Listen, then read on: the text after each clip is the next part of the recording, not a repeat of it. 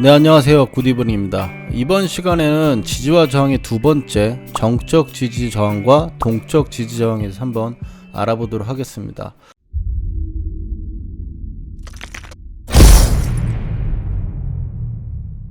우리가 이제 주식을 매매하기 위해서는 지지와 저항을 알아서 지지에서는 매수를 하고 저항에서는 매도를 해야겠죠. 우리가 이제 매매 결정을 할 수 있는 지지와 저항은 정적 지지 저항과 동적 지지 저항으로 두 가지로 나눌 수가 있어요.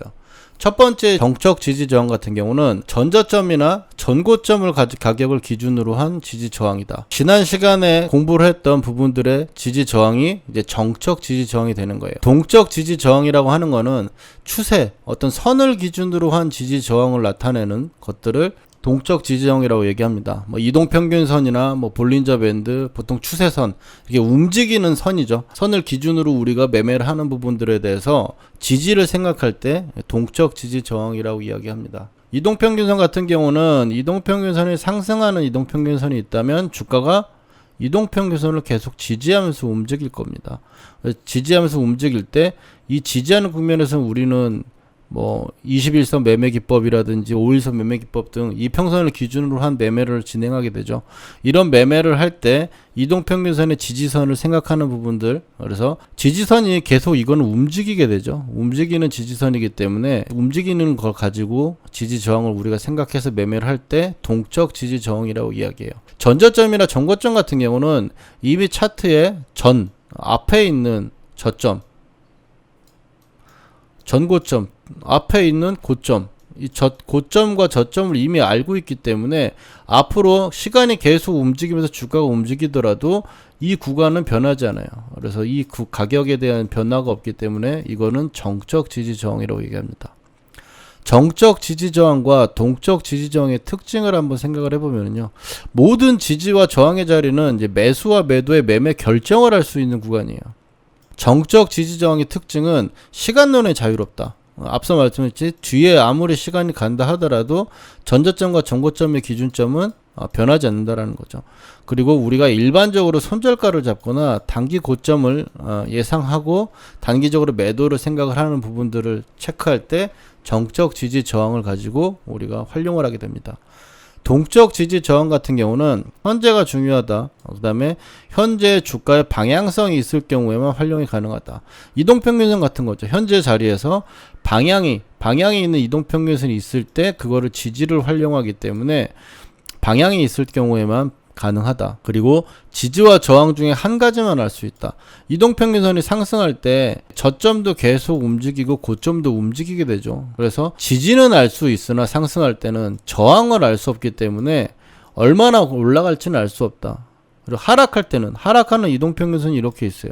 그럼 주가가 계속 저항을 맞으면서 밀리겠죠. 이동평균선 하락하는 국면에서는 저항은 알 수 있어요. 저항은 알 수 있지만 어디서 반등할지는 우리가 알 수 없다. 그래서 동적 지지와 저항의 특징으로는 현재 주가의 방향에 있을 경우에만 이동평균선이나 추세선 이런 것들을 활용은 가능하다라고 할 수 있고, 지지와 저항 중에 현재 방향성에 따라서 한 가지만 알 수 있다. 상승하는 추세라면 지지만 알 수 있고, 하락하는 추세라면 저항만 알 수 있다라고 생각하면 되겠습니다. 네, 동적 지지에 대해서 조금 더 한번 알아보면, 우리가 정적 지지라는 거는, 정적이라는 단어는 여러분들이 많이 안 쓰지만 보통 소위 말하는 지지와 저항이라고 하는 이야기들을 우리가 얘기를 할 때 정적 지지 저항을 많이 이야기를 하죠. 그러니까 동적 지지라는 부분들에 대해서 이야기를 하는 경우가 많이 없기 때문에 여러분들한테 이 부분에서 한번 추가적으로 설명을 드리면, 상승하는 주가는 이동평균선을 지지하면서 상승하고, 하락하는 주가는 이동평균선 저항을 맞으면서 하락한다. 그리고 추세에서는 주가의 하단, 추세 하단을 지지하고 상단의 저항을 맞으면서 방향을 진행한다. 추세라고 하는 거는 추세선이라고 얘기해서 이런 식으로 추세선이 생기면 이런 식으로 계속 움직인다, 주가가. 그럼 이 추세선을 따라서 지지는 알 수 있죠. 저항은 알 수 없어요. 근데 이제 추세대라고 해가지고 채널이라고 얘기하는데, 고가가 이렇게 잡혀있고 저가도 이렇게 잡혀있는 상태에서 이런 식으로 주가가 움직이는 경우가 있어요. 그러면 저항을 이때는 예상해 볼 수가 있겠죠. 저가도 계속적으로 지지할 수 있는 부분들이 이 추세선을 기준점으로, 그러니까 지지를 할 수 있는 구간은 변하지만 이렇게 저점을 계속 우리가 테스트를 할 수 있다는 부분이고, 정적 지지와 동적 지지 두 가지를 모두 고려한 매매 결정이 필요하다. 그러니까 동적 지지와 저항이 예를 들으면 이제 이동평균선, 볼린저 밴드, 이제 추세선이라고 생각하시면 되겠고, 차트상에 방향을 나타내는 모든 선은 동적 지지 저항이 될 수 있습니다. 물론 앞서 말했던 하나를 또 잊지 말아야 될 게, 차트상의 방향을 나타내야 된다. 그러니까 방향에 있는 상황이어야 되고, 그리고 한쪽 방향의 지지나 저항만 알 수 있다. 활용 전략으로는 기본적으로 정적 지지 저항을 기준으로 매매를 합니다만, 방향이 형성된 구간에선 동적 지지에 무게를 두고 매매 전략을 짜야 돼요. 그러니까 상승하는 이동평균선이 이렇게 있어 이동평균선을 막 타고 움직이는데, 전저점만 기준점으로 놓고 우리가 매수를 하려고 하게 되면 어떻게 됐어요?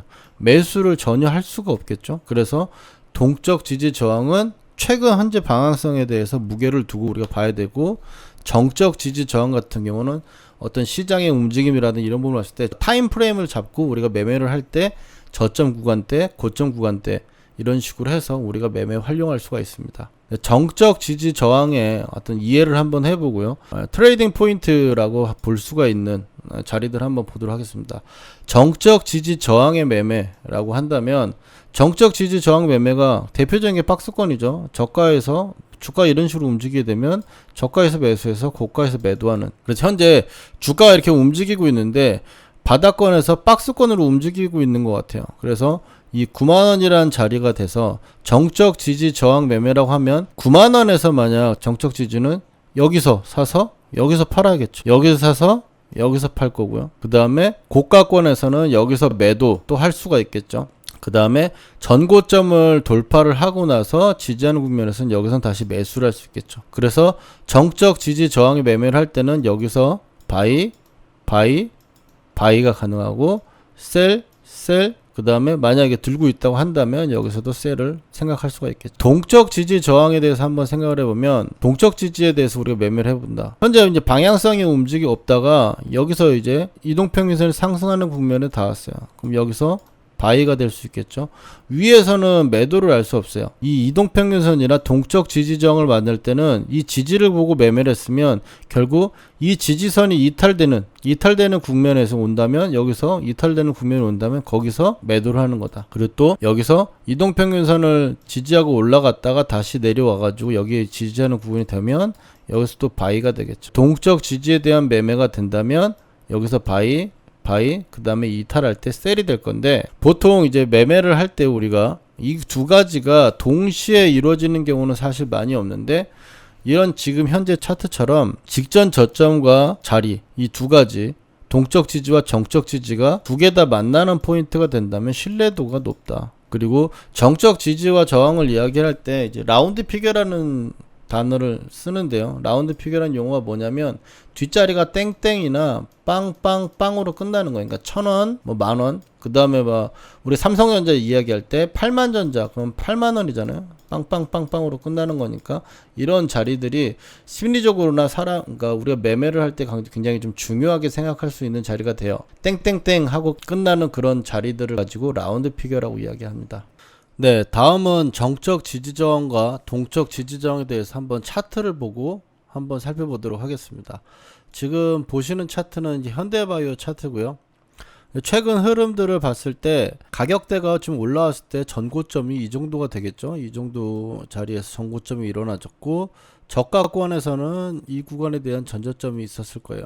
그래서 지금 주가가 이 저점대에서 올라와서 이제 고점대가 나오고 나서 우리가 살펴보는데, 이 구간에서는 지지를 생각할 수 있겠죠.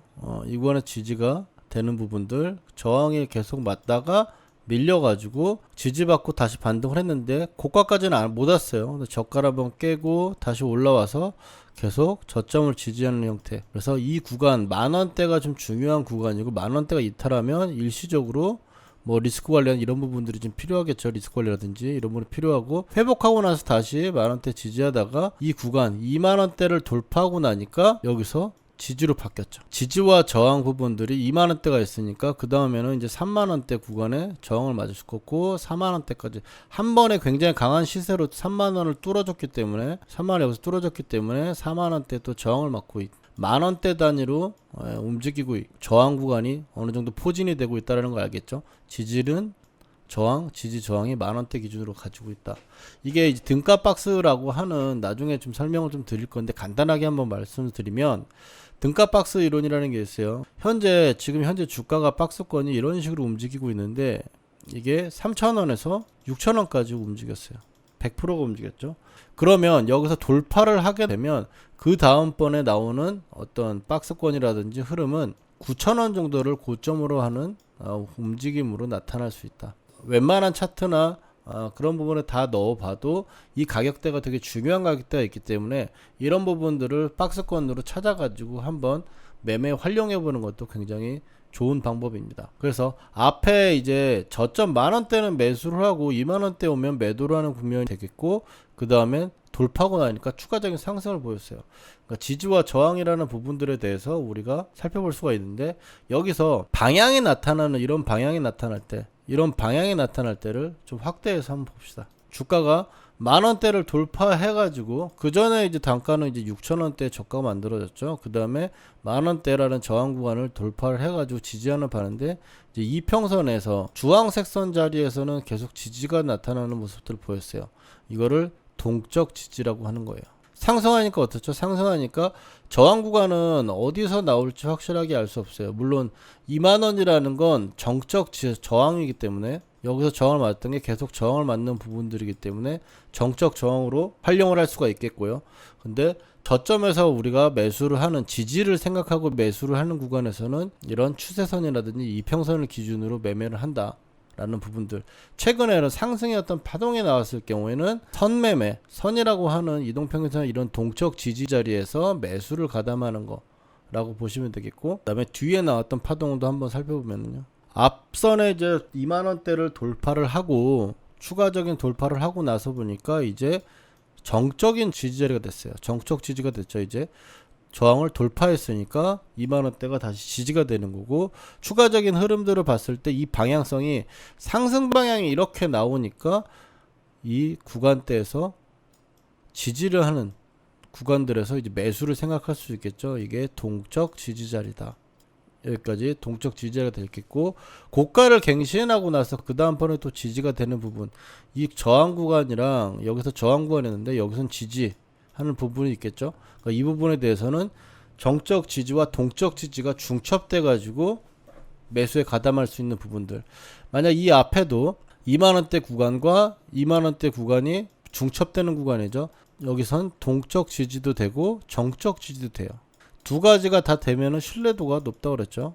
그래서 여기서 상승함 보여줬고, 그 다음번에는 이 구간의 저항 4만원대 초반 구간에서 저항을 맞았었는데 돌파하고 나니까 지지를 생각했죠. 지지를 볼 수 있고, 그 다음에 이 추세선을 탔을 때 동적 지지까지 여기서도 두 가지가 다 중첩되기 때문에 신뢰도가 높게 반등이 한번 나온다.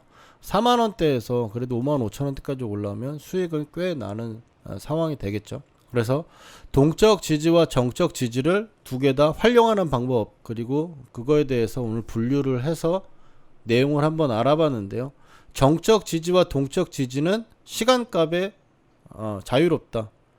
시간이 지난다 하여도 정적 지지와 정적 저항은 변하지 않는다라는 게 정적 지지 저항이 되는 게 있고요. 그 다음에 우리가 손절을 잡거나 단기 고점에서 만원대에서 저항이 2만원대가 저항이었는데 지지로 바뀌고 그 다음번에 올라갔을 때 저항을 생각을 하고 우리가 매매를 할 수 있다라는 점. 동적 지지 저항은 현재 파동이 상승 방향이나 하락 방향이나 방향에 있을 경우에만 쓸 수가 있고, 방향에 있었을 때 동적 지지 저항 부분들에 대해서 우리가 매수나 매매로 활용할 수가 있겠다.